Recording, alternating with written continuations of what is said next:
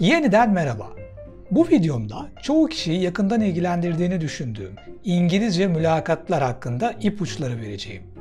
Bu ipuçları sayesinde tamamı İngilizce yazılan iş ilanlarının vazgeçilmez birer parçası olan İngilizce mülakatlar korkulu rüya olmaktan çıkacak. Bunu yaparken tek başıma olmayacağım ve ana dili İngilizce olan Güney Amerikalı JC'den altın değerinde bilgiler ve ipuçları edineceğim. Sözlü mülakatlar konusunda engin bir bilgiye sahip olan JC, daha önce çalıştığı kurumsal bir firmada proje lideri konumunda çalışmış ve bu tür mülakatları kendisi düzenlemiş. Dolayısıyla işe alınacak kişilerden neler beklendiği konusunda son derece deneyimli. JC ile görüşmemi yabancılarla konuşturan uygulamaları tanıttığım videomdan hatırlayacağınız Cambly üzerinden gerçekleştirdim. Referans kodumla üye olup ücretsiz dakika kazanmak için üye olurken ilgili alana "Dingiliz 0" yazmanız yeterli. Bu sayede ben de ücretsiz dakika kazanacağım ve bunu da size bu tür videolar şeklinde geri döndüreceğim. İngilizce mülakatlar ile ilgili olarak vereceğimiz bilgiler aslında Türkçe mülakatlar için de geçerli olduğundan İngilizce bilmiyorsanız bile hemen şimdi altyazıları aktif ederek bu bilgilerden siz de faydalanabilirsiniz. Eğer hazırsanız şimdi bu tür mülakatlarda sorulabilecek 8 temel sorunun ilkiyle başlayalım. Alright, so tell me about yourself. I was born in Istanbul in 1979. I lived there for 6 years and then I moved to Ankara. I've got a brother and a sister and they are teachers too. As an answer to this question, you should give some information not about yourself, but about your career. Because they will usually not be interested in where you were born or what you would like to do in your free time. Well, people often get confused with this question. They're not always sure how much information to give or what exactly the interviewer is expecting. So to start off, I would say tell them where you finished high school. They're not interested in your like growing up period. They just like tell them about where you graduated high school, and then quickly move on to where you studied, if you studied. Maybe just mention similar jobs that you've had in the past or experiences within the same industry. For example, don't mention your waitering job that you had during high school if you are not interviewing at a restaurant or a hotel. Give something that's appropriate to the job that you're interviewing for. So, what are your strengths? Well, to begin with, I'm hardworking, outgoing, respectful, and friendly, and I really like gardening and cooking. Well, for this one, don't list a series of adjectives.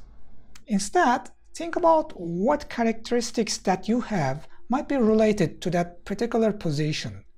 Okay, this is no time to be humble. Brag a little about things you know and like about yourself. Are you a fast learner? Were you able to pick up a new skill or even a language in a short amount of time? Are you loyal? Did you stay with your previous company through a rough patch or a transition? Can you multitask? For example, talk on the phone while making breakfast for your whole family. Like, can you do more than one thing at a time? Well, generally list at least 3 things you know you do well, even if they seem insignificant to you. I mean, who knows? Maybe your future employer might just be looking for someone that can write project status emails as well as they write code. So don't be too humble, brag a little. Okay, so what are your weaknesses? I don't really have any weaknesses. I'm not really comfortable with taking risks. I'm a bit disorganized and I'm a little shy. Well, you're not perfect. Of course you have some weaknesses. Don't try to hide them. Instead, turn them to your advantage by presenting them in a positive way. Well, for example, you might be a slow worker, so don't go ahead and say, "I'm slow." Well, instead of that, you can say something like this. Well, I complete some tasks a bit slower than others, but that's because I want to get things right by double-checking everything. See? It's positive now. Well, my answer to that would be everybody has a weakness. If you say you don't, your interviewer will see you as being dishonest. The trick is to disguise your weaknesses as strengths. For example, by saying that you sometimes don't know when to quit. This shows diligence and attention to detail. Or if you say that you're never satisfied and you always feel like you can do better, this might be slightly deprecating, but it shows the interviewer that you're able, like you push yourself. You always want to be better. All right, so that's actually a good thing. This is how you disguise your weaknesses. Why did you leave your last job? My former director was nothing but Scrooge. He used to make me overwork 3 times a week and pay no bonus for that. I hated his guts. Who did that?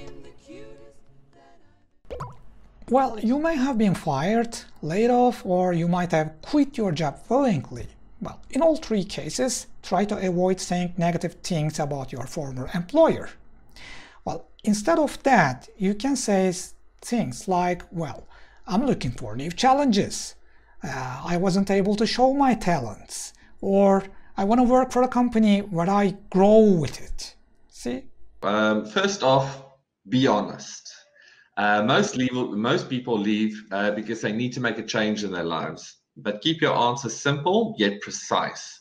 For example, I feel like my job was stagnant, like I wasn't growing professionally, or over time, my job description changed into something I have no interest in pursuing. Be ready for follow-up questions. Okay, depending on why you actually left your previous job.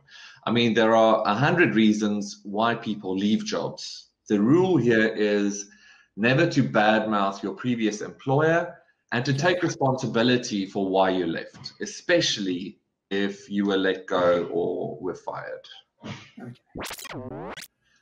Tell me about your education. I attended Halim Şaşmaz Primary School in Ankara. Well, after that, I continued with my elementary school education in İnönü Elementary School. Well, after that, Do not start with your primary school. No, don't do that. Well, they'll be interviewing many people like you, so you don't want to spend their time by talking about all the irrelevant educations that you have had so far. No, the interviewer not only wants to confirm what is written on your CV or resume, but also wants to know how you think your studies have prepared you for the position that you are applying for. Start your answer off by naming the qualifications that you hold and any relevant subject or modules that would be of particular interest to the company. For example, you're applying for a web design position and you hold a degree in visual communication. Out of the 8 modules that you did to get the degree, the most relevant ones would be layout and web design or interface and user experience. But you also did a separate course in 3D modeling or photography, which might be of interest to the company. So don't fail to mention those as well. What kind of salary do you expect? Well, I don't really know. What's on your mind? 5 grand a month would... Well, if you're applying for a certain position, there must be a number on your mind. Be reasonable and say that number. They already have a number on their mind and they're asking this question just to know how well you know the sector or estimate your own skills. Well, money should never be your main reason for applying to a position, but you should be compensated for your efforts nonetheless. I've had people come up with outrageous figures in interviews, and generally that did not go well for them. So go online and find out what the salaries for these types of positions are in that area before you go to the interview. That's right. My suggestion is to delay having to answer that question by simply stating that money is not your priority and that you are certain that they will make you a fair market-related offer. But make sure to mention that you are open to negotiation so that you are flexible. Okay, yeah. So a little less or like, because they do want to feel like they can play with numbers a little. So don't give them one number and say, that's it. Any less and I'm out. Where do you see yourself 5 years from now?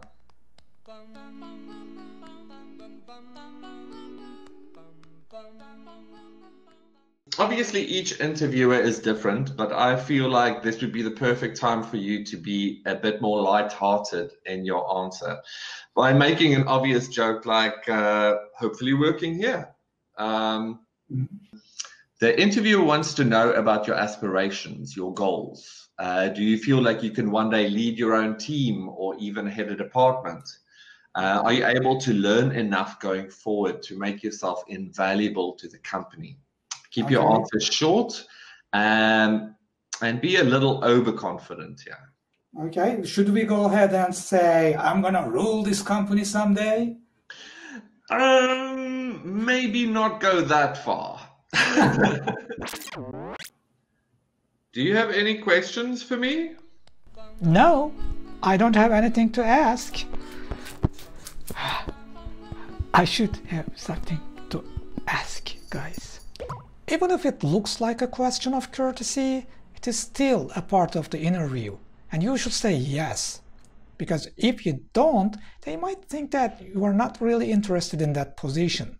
And it's just, you have to show a little interest in the company, show that you've actually done your research, that you know what they do, that you are eager to be part of it. So ask questions, like true questions, something that you are interested in.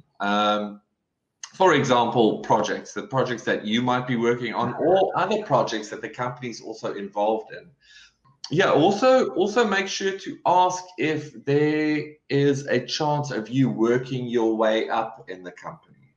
And there is a chance for promotion later on. I mean, you're not talking about in the first months, but will your job always be the same, or will you be able to maybe become team leader or head of department or whatever?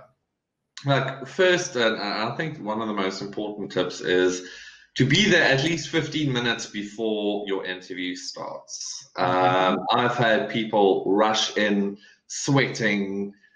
They look terrible, but they were very good people.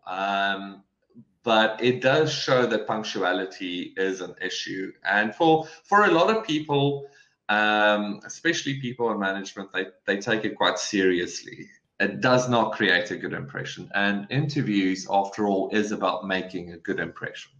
Yeah. If you're sitting there waiting for your interview to start and you see the other people in the office walking around and they're not wearing a jacket and they're not wearing a tie, take yours off. Okay. Just because obviously it's a bit more casual and the interviewer will respect that. So it's a little tricky, but you don't want to be overdressed either. Yeah.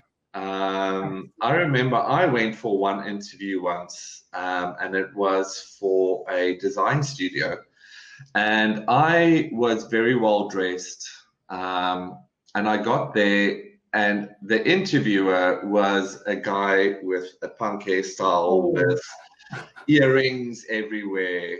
So I felt very out of place interviewing, because you don't really know who you're interviewing with. So try and judge when you get there. That's why it's important to get there at least 15 minutes early so you can prepare yourself mentally.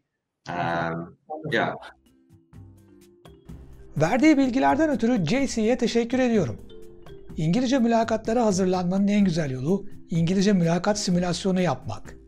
Siz de bu bilgiler ışığında JC ile alıştırma yapmak isterseniz profil linkini bu videonun açıklamalar kısmında bulabilirsiniz.